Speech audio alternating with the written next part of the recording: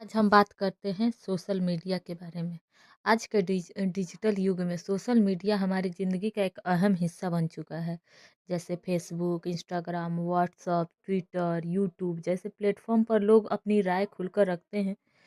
लेकिन कई बार यह आज़ादी गाली-गलौज, अपमान, धमकी और बदनामी में बदल जाती है। अक्सर लोग सोचते हैं कि ऑनलाइन गाली देने से क्या होगा, ये तो मजाक है, फेक अकाउंट से लिखा है, कौन पकड़ेगा। लोगों को ट्रोल करना जैसे कई ऐसे कार्य हैं जो किए जाते हैं। लेकिन कानून की नज़र में सोशल मीडिया पर गाली देना भी अपराध हो सकता है और इसके लिए केस, गिरफ्तारी और सज़ा तक का प्रावधान है। इस लेख में हम विस्तार से आपको ये समझाएंगे कि सोशल मीडिया पर गाली देना अपराध कब है, कौन-कौन सी धाराएँ लगती है, एफआईआर कैसे करें और सज़ा क्या हो सकती है। आरोपी और पीड़ित दोनों के अधिकार। सोशल मीडिया पर गाली देना क्या माना जाएगा?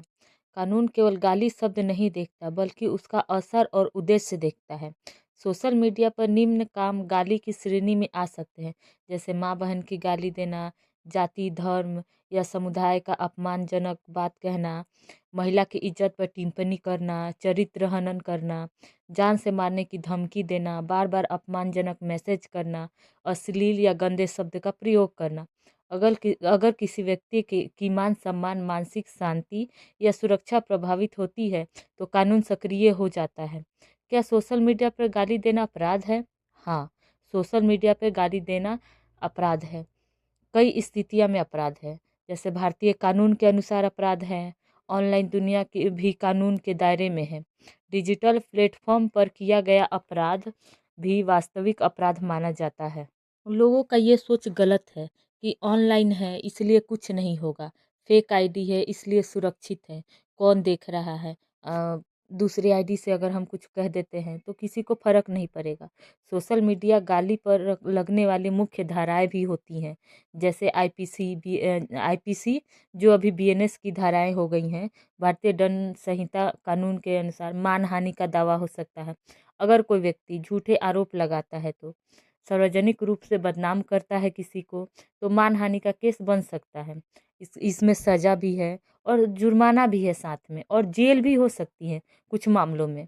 अपमान और शांति भंग करने की मंशा से अगर गाली का उद्देश्य है तो सामने वाले को भड़काना, लड़ाई करवाना, मानसिक रूप से तोड़ना, यह तो अपराध माना जाता ही है। धमकी देना भी अपराध की श्रेणी में आता है। अगर कोई लिखता है तुझे मार दूंगा, घर आकर देख लूँगा, जान से ख़त्म कर दूँगा, तो यह गंभीर अपराध है। अगर किसी व्यक्ति के मान सम्मान, मानसिक शांति या सुरक्षा प्रभावित होती है तो वह कानूनी सक्रिय हो जाता है। क्या सोशल मीडिया पर गाली देना अपराध है? हाँ, सोशल मीडिया पे गाली देना अपराध है कई परिस्थितियों में। आईटी एक्ट, सूचना प्रौद्योगिकी अधिनियम, ऑनलाइन उत्पीड़न और धमकी, बार बार गाली देना, डराने वाले मैसेज, डिजिटल टॉर्चर, इन पर आईटी एक्ट के तहत कार्रवाई हो सकती है। फेक अकाउंट से गाली देना, नकली आईडी बनाना, फर्जी नाम, दूसरे की फ़ोटो, पुलिस आईडी, एड्रेस और डेटा से आरोपी तक पहुंच सकती है, इसलिए सतर्क रहें। महिलाओं के खिलाफ गाली अगर और सख्त महिलाओं के खिलाफ सोशल मीडिया पे कुछ भी बोलने पे और भी सख्त कानून है। अगर गाली, महिलाओं की मर्यादा को ठेस पहुंचाना, अश्लील शब्द हो, चरित्र पर हमला हो, तो कानून और सख्त हो जाती है। महिला के मामले में गिरफ्तारी जल्दी होती है, जमानत मुश्किल हो सकती है, पुलिस को तुरंत एक्शन लेना पड़ता है। इसलिए महिलाओं के खिलाफ सोच समझकर सोशल मीडिया पे कुछ भी बोला जाए। महिला चाहे तो सीधे एफआईआर भी कर सकती हैं इस मामले में। जाति, धर्म या समुदाय पर गाली, अगर सोशल मीडिया पर जाति सूचक शब्द, धार्मिक अपमान, समुदाय को नीचा दिखाना किया जाए तो यह गंभीर अपराध होता है। ऐसे मामले में सामान्य माफ़ी काम नहीं आती है, तुरंत एफआईआर हो सकती है, गिरफ्तारी संभव है। व्हाट्सएप पर गाली, क्या केस बनता है व्हाट्सएप पे गाली देने से? बहुत से लोग सोचते हैं कि व्हाट्सएप तो प्राइवेट है, यह गलत है। अगर गाली वाला मैसेज सेव है, स्क्रीनशॉट मौजूद है, वाइट नोट या चैट रिकॉर्ड है, तो वह सबूत माना जाएगा। व्हाट्सएप चैट पर भी एफआईआर हो सकती है। इसलिए ये ना सोचिए कि एफआईआर पे एफआईआर हो रही है तो इसमें व्हाट्सएप पे नहीं हो सकती है, व्हाट्सएप पे भी हो सकती है। सोशल मीडिया पर गाली का सबूत कैसे जुटाएं? अगर आपके साथ गाली गलौज हो रहे हैं सोशल मीडिया पे, तो हम उसकी जानकारी आपको देते हैं कि आप सोशल मीडिया पे कैसे सबूत जुटा सकते हैं। तो केस करने से पहले सबूत ज़रूर देखें, ठीक है। फर्स्ट है उसमें स्क्रीनशॉट रखें, पूरा प्रोफाइल दिखे जिसमें उसका स्क्रीनशॉट रखा जाए, यूआरएल लिंक रखा जाए, तारीख और समय होना चाहिए, वाइट नोट वीडियो अगर हो तो वो भी रखें, गवाह रखें अगर कोई हो तो जो इसकी गवाही दे सके। गाली देने वाले को ब्लॉक करने से पहले सबूत ज़रूर सेव कर लें। ये सबसे महत्वपूर्ण बात है आज के वीडियो की, कि अगर आपको कोई गाली गलौज कर रहे हैं तो सबसे पहले उनको ब्लॉक करने से पहले आप सबूत रखें और सबूत जुटा लें। सोशल मीडिया गाली पर एफआईआर कैसे करें, हम आपको बताएंगे। फर्स्ट होता है उसमें थाने में एफआईआर कर सकते हैं, नज़दीकी थाने में जाएं, लिखित शिकायत दे दें, सबूत अटैच करें उसके साथ। और क्या तरीके हो सकते हैं, साइबर क्रिमिनल पोर्टल खोलें, ऑनलाइन शिकायत भी दर्ज कर सकते हैं आप। मोबाइल कंप्यूटर से शिकायत नंबर मिलेगा, उस पर आप कर सकते हैं। तीसरा है, अगर महिला आयोग है, साइबर सेल है, अगर महिला पीड़ित है या गंभीर धमकी मिली है तो वो भी अपनी शिकायत कर सकती है।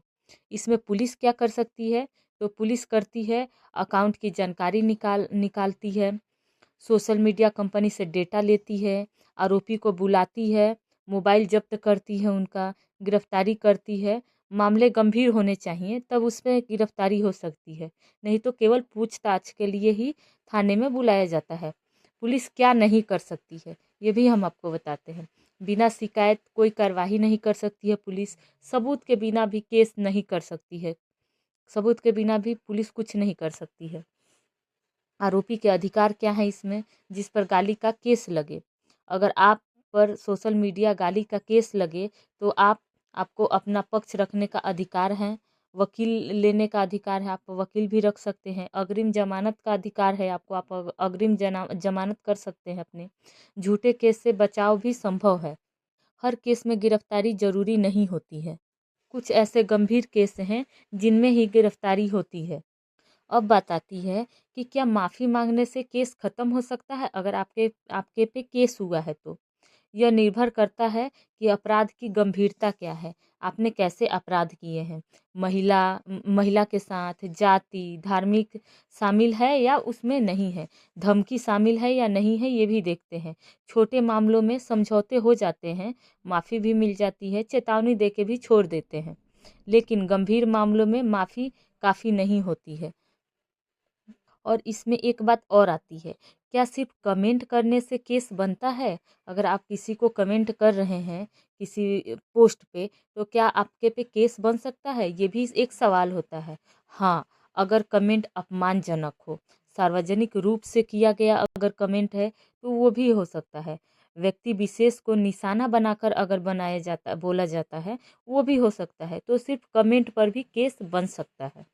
इस मामले में अब सोशल मीडिया क्या कर सकती है, सोशल मीडिया प्लेटफॉर्म जो है वो शिकायत मिलने पर पोस्ट को आपका हटा सकती है, अकाउंट आपका सस्पेंड कर सकती है, लेकिन आपराधिक जिम्मेदारियां व्यक्ति की ही होती है, सोशल मीडिया की नहीं।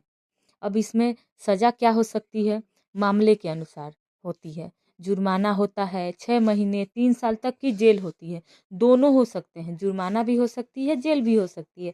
महिला धमकी और जातिगत मामलों में सज़ा ज़्यादा हो सकती है। सोशल मीडिया मजाक की जगह है, लेकिन गाली और अपमान की नहीं, याद रखें इस बात को। अब इसमें कुछ महत्वपूर्ण बातें हैं। कीबोर्ड के पीछे बैठकर भी कानून लागू हो सकता है, अगर कीबोर्ड के पीछे बैठकर भी कोई अगर अपराध कर रहे हैं तो भी लागू होता है कानून।